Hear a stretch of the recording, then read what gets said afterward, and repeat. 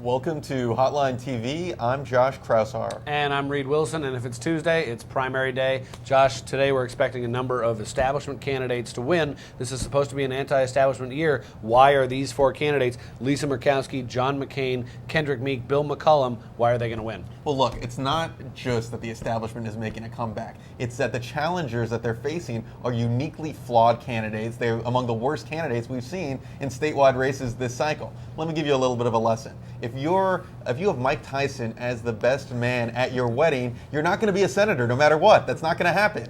If you do infomercials on late night TV, pitching of whatever you're pitching, like J.D. Hayworth did in Arizona, you're not going to be a member of the Senate. Those are very flawed actions that they took before they ran for the Senate. These are uniquely flawed candidates. It's not a comeback of the establishment. It's a weakness of the challengers that they're facing. I'm going to disagree. I think Matthew Lesko, the question mark guy, could absolutely be a senator. Well, maybe not. J.D. Hayworth was trying to pitch the same thing. Obviously, that didn't work out so well. One other thing. I'm not entirely certain this is an entirely anti-establishment year. It's certainly an anti-Washington, D.C. year, but does that mean it's anti-political establishment? I think they're two different things. I think the worrying thing for Democrats is they might have to realize maybe it's not just the establishment, maybe it's them.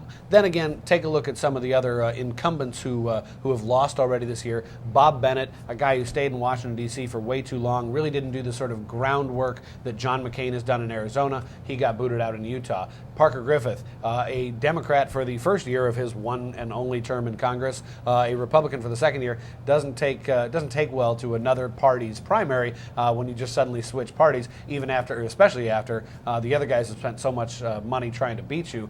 And in Pennsylvania, largely the same thing. Arlen Specter, a Republican for 95% of his career, finally switches over to the Democratic Party, loses the primary against Joe Sestak, a guy who's a relatively liberal Democrat. I don't think we should be surprised in the candidates who have lost and the candidates who haven't lost. In the primary process, at least, it looks like the establishment is okay. The regular party side is backing you up.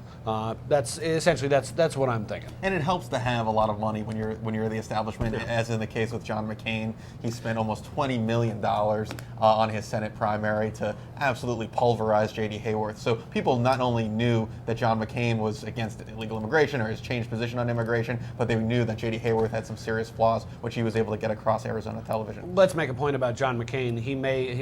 People have been critical of the way he ran his 2008 campaign. He has run his 2010 campaign textbook perfect. You come out, you define your challenger early. When J.D. Hayworth was still on KFYI radio in Phoenix, John McCain was running radio ads against J.D. Hayworth on KFYI in Phoenix. So that John McCain has just run a textbook campaign. He's shown how to get it done.